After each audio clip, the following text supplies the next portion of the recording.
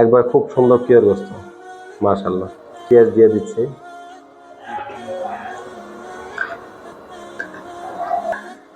এখন আমাদের দিতে হবে আদা রসুন বাটা।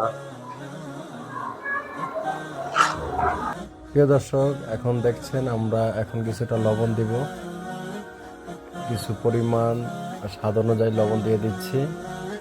লবণ দেওয়া শেষ হয়েছে। এখন দেখতে পাচ্ছেন মরিচের গুঁড়া, কয়েক চামচ মরিচের গুঁড়া দিয়ে দিচ্ছি পরিমাণ মতন। মরিচের গুঁড়া দেওয়া শেষ হলে এখন আমরা দিচ্ছি, দেখতে পাচ্ছেন, হলুদের গুঁড়া। যতটুকু পরিমাণ দরকার হলুদের গুঁড়া পরিমাণ অনুযায়ী কিছুটা দিয়ে দিলাম। দেখতে পাচ্ছেন কয়েকজন হলুদের গুঁড়া দিয়ে দিলাম। হলুদের গুঁড়া দেওয়া শেষ।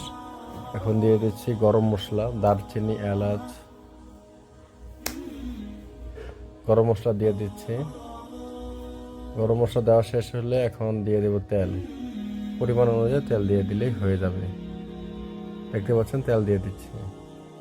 প্রিয় দর্শক, তেল দেওয়া শেষ হলেই আমরা এখন মিক্স করে দিব। আপনারা দেখতে পাচ্ছেন সব মশলার সাথে গরু গোশত আমরা মিক্স করে দিচ্ছি। ভালোভাবে মিশাতে হবে যাতে করে গোশতের মধ্যে মশলাগুলো ঢুকে যায়। সুন্দরভাবে মিক্স করে দিচ্ছি। দেখতে পাচ্ছেন মিক্স করা হয়ে গেলে আমরা কিছুক্ষণ সময় রেখে দিব। মিক্স করা প্রায় শেষ। এখন কিছুটা সময় রেখে দিব, তারপর চুলায় বসাবো ইনশাআল্লাহ। আমাদের সাথে থাকুন, দেখতে থাকুন। এই যে এখন চুলায় বসে দিয়েছি, মাশাআল্লাহ রান্না বান্না চলছে। এই যে চুলায় বসা দেওয়ার পরে এখন গোশত কষানো হচ্ছে, দেখতে পাচ্ছেন। তার সাথে কিছু আলু মিক্স করে দিব আমরা। গোশত যেহেতু কষানো হয়ে গেছে তাই আলু মিক্স করে দিচ্ছি। এখন কিছুটা পানি দিয়ে দিব, দেখতে পাচ্ছেন। এখন পানি দিয়ে দিচ্ছি।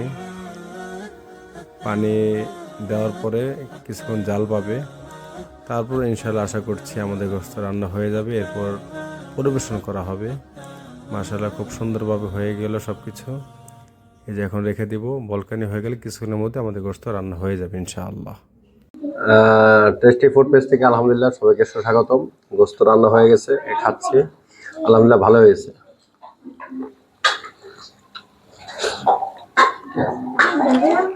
আলহামদুলিল্লাহ খুব মজা হয়েছে। তো সবাই ভালো থাকুন, সুস্থ থাকুন। ইনশাআল্লাহ পরবর্তীতে আবার নতুন একটা ভিডিওতে আপনাদের দেখা হবে। আজকে এই পর্যন্তই।